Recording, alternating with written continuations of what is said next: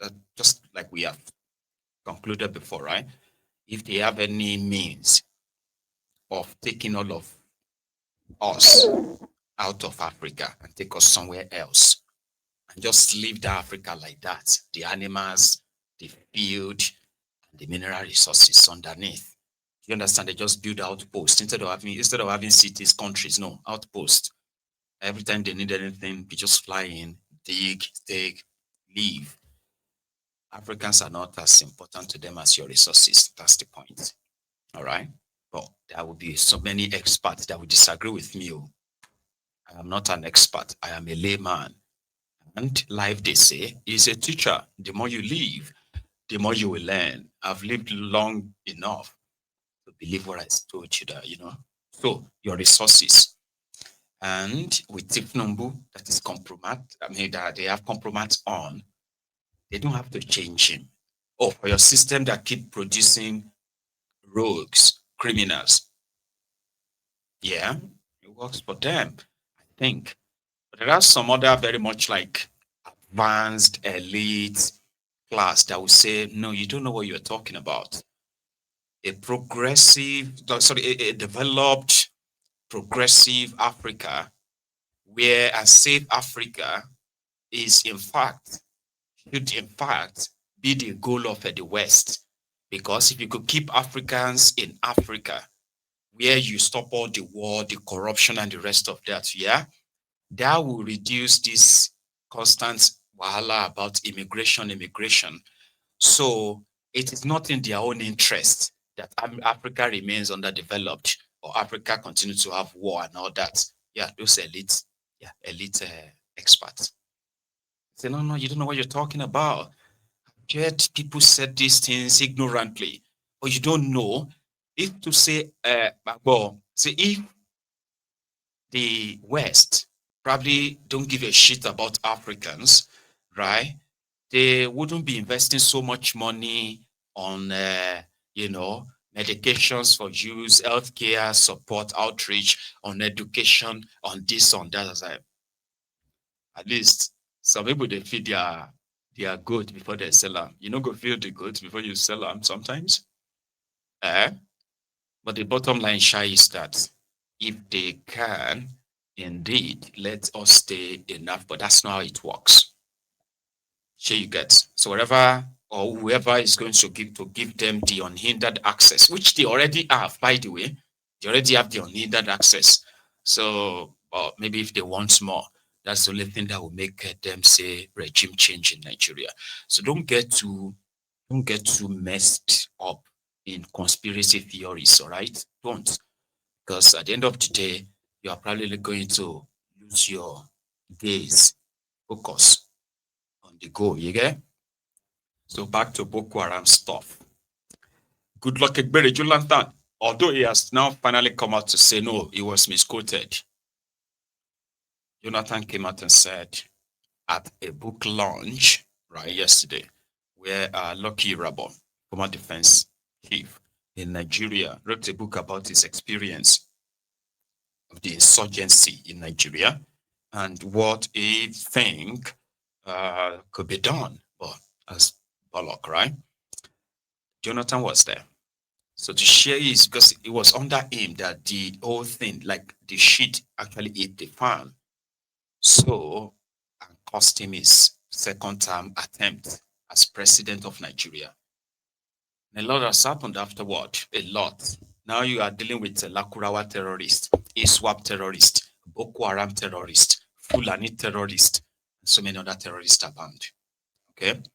So at the book launch, talking about the Boko Haram experience. So he spoke about the scar himself.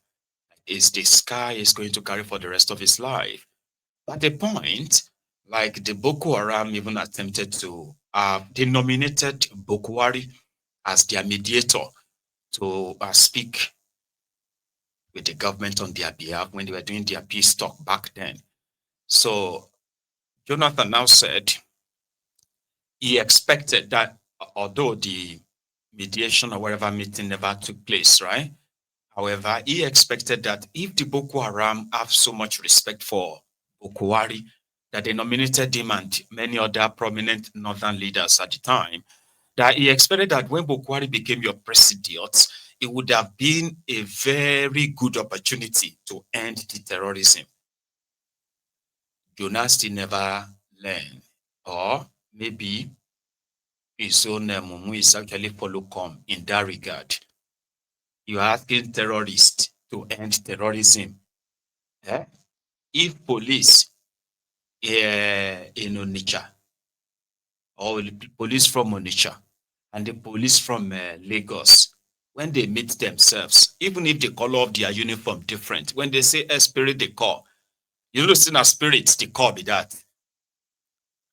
Terrorists who said that they will burn down Nigeria if they fail to get the power in 2015, that they even came back later to confess that, yeah, we thought that Jonathan would not hand over power, and their plan was to begin the process of civil war until it would be dragged out of the Aso Rock, like they did to Gbagbo in Ivory Coast, I think, Cote d'Ivoire. So they are the terrorists. Do you need any other explanation? Do you need any other description? Do you need any other proof why the APC, Egbekegbe, is actually the brain behind terrorism in Nigeria? Do you need any other thing? Economic terrorists, jihadist terrorists, and name it. So it's never going to go away. But talking about the incident and the experience, well, Jonathan, let's go to that one. What is said about Buhari that got so many issuing different kind of press statements right now to explain that Jonathan lied against the dead man?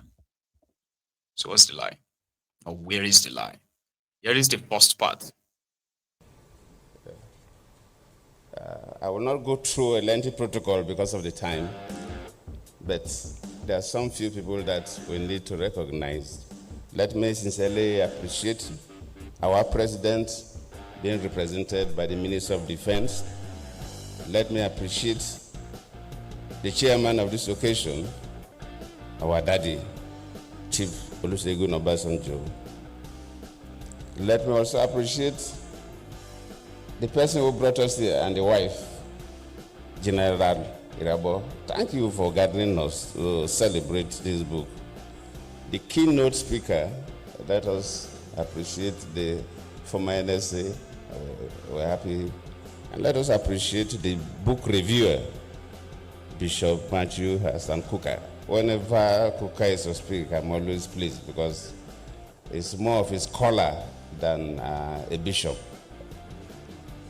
I have to thank all of you who are here, serving ministers, former ministers, serving governors, deputy governors, and former governors, serving members of the National Assembly and former members of the National Assembly. But let me really appreciate our traditional institutions led by the Sultan of Sokoto and other traditional rulers are here with us. Distinguished ladies and gentlemen, I will not take much of your time because we've listened to eloquent speakers, listened to the chairman, we've listened to the book reviewer, we've listened to the former NSA. So I don't really have much to add. But let me first appreciate the man, Irabo, General Irabo. He's really a fine officer. And he's somebody who, the little I know, doesn't play politics with military. After leaving office, when I was in office, I thought that the military services don't play unnecessary politics. Well, we know there is politics everywhere, but they play the politics of within the army, not the kind of politics we play. But after leaving office, I realized that quite a number of professionals in the security services play dirty politics. But General Rabo is one person that does not get into that.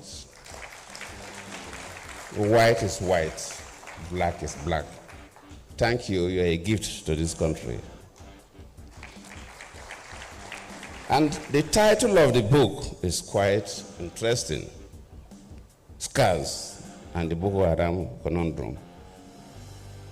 It is interesting because, when I was in office, and one of the major scars on my government, and it would be on my face, and like Bishop Cook has said, no plastic or cosmetic surgeon can remove it, is the issue of the Chibok girls. It's a scar that I will die with. But later on, people may know a little more details. And that's also to do with the Boko Haram. What do they really want? Of course, our chairman raised the issue when interviewed some of them, and they gave him some perspective.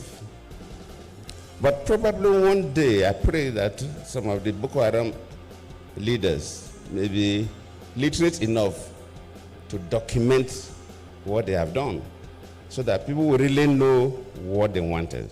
Because it's like the story of the Nigerian Civil War.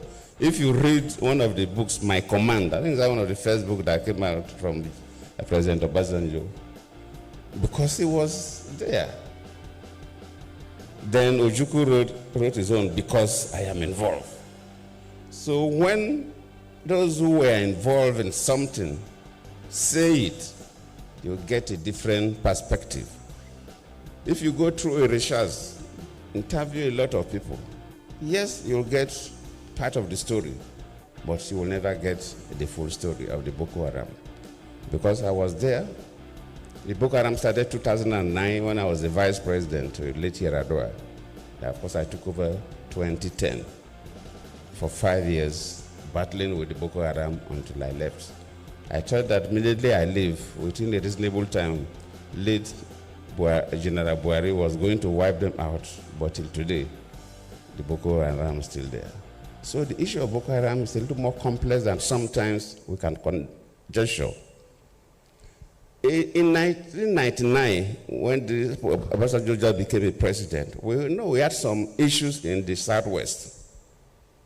But government was able to bring it down because there was a clear focus, there was a clear reason, and government was able to. Then we had Man. They are pushing him to come out to come and contest in 2027, by the way.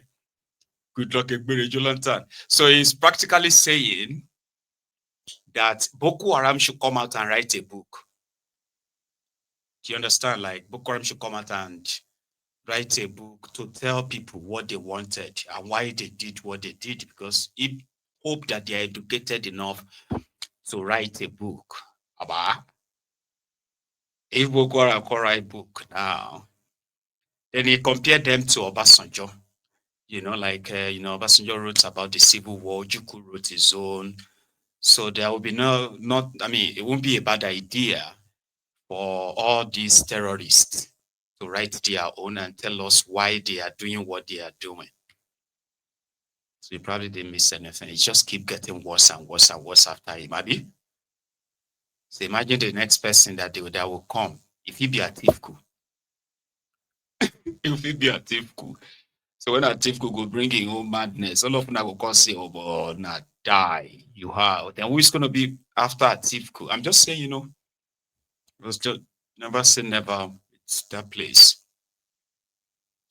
When Goodluck Ebere Jonathan was there, everybody could talk, everybody could say anything. You could look at him and just be like, so dumb, he talks slow, he's a drunk. AP Segbe called him so many things.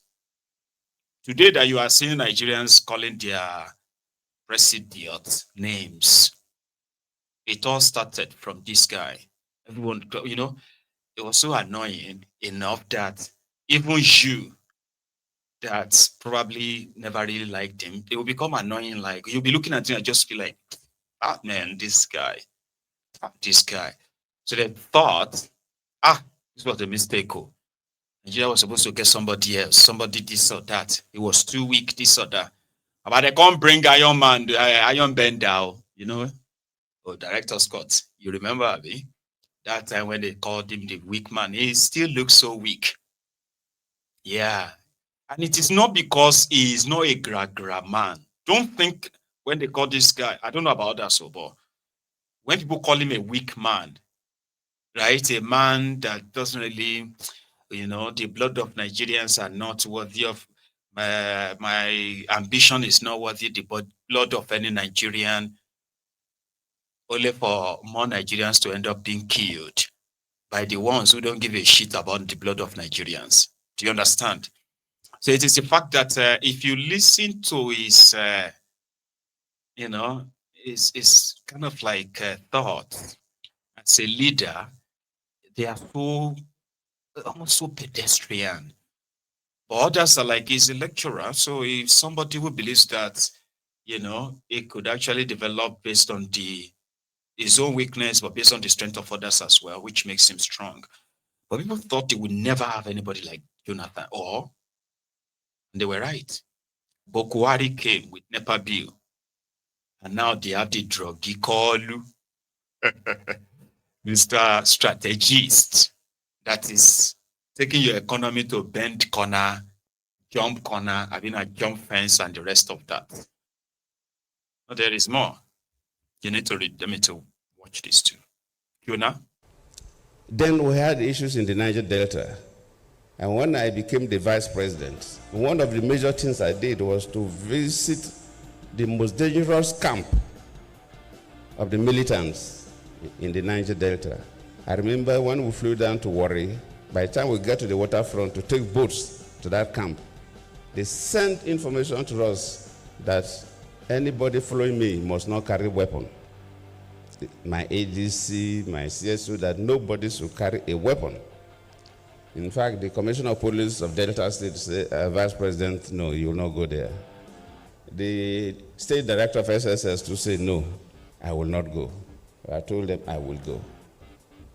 So even my officers, my ADC, my CSO and so on, they handed over their guns to the CP and the SDS of Delta State. And none of them carried weapon. When we landed at the camp, these boys lying up one this way, one road this way, with their assault rifles, just facing the bush, not even looking at my direction as if there was nothing happening. We passed through them, We had a meeting with their leaders and so on. We had to spend almost 1 hour there. When we came back, that was the beginning of solving the Boko Haram, the Niger Delta crisis. And we're able to get through. At least now, there's a reasonable pace in the Niger Delta. If you, like Bishop mentioned, the 82 and 83, when we have the Maitasinde religious crisis in this country. From research, the Maitasinde religious crisis, when some of them were arrested and analyzed and interviewed, they came from parts of the Sahel area within Nigeria and outside Nigeria, where we had major drought within that period, and the river pest disease that wiped out so many cattle. And so many young people from these areas migrated to the cities, Maiduguri and others, and they had no skills and nothing to do. And they were able to be recruited and cause havoc. Luckily, it was a military government then, so when the military intervened, they were able to bring it down because there was a clear reason. A reason of young people who were looking for survival, but they had no skills, and so on and so forth. So if you put all these things together, you begin to say, this Boko Haram, why is it that from 2009 till date, we've not been able to resolve the crisis of Boko Haram?